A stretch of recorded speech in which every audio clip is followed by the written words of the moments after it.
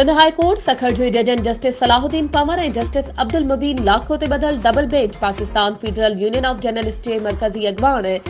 Senior सहाफ़ी लाला असद पठान पारां labour colony में फ्लैट जी अलाटमेंट में ऐं उन में सहाफ़िन खे बि शामिल करण वारे मामले जी ॿुधणी कई। सखर यूनियन ऑफ जर्नलिस्ट जे सदर इमदाद बोज़दार, नायब सदर ख़ालिद मांभड़, कोर्ट रिपोर्टर्स एसोसिएशन जे सदर सलीम सेतो, जनरल सेक्रेटरी मोरड़ो महर, अनस घांगरो, इशफाक खोसो खां अलावा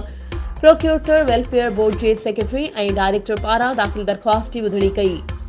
सेफमा चैप्टर सखर जे सदर सलाहुद्दीन कुरैशी,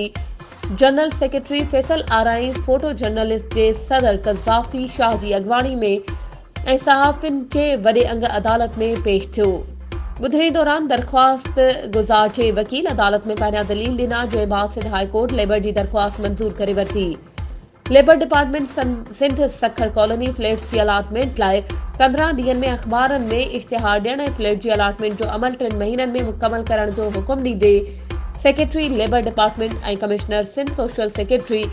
CCS खे अदालत में पेश थियण जो हुकुम ॾेई छॾियो। उन मौक़े ते अदालत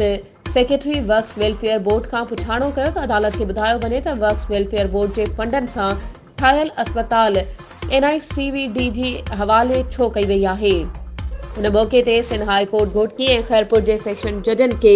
लेबर कॉलोनियुनि जो दौरो करण जो हुकुम ॾेई छॾियो ऐं जल्द खां जल्द रिपोर्ट अदालत में पेश कंदे ॿुधणी 6 मार्च ताईं मुलतवी करे छॾी।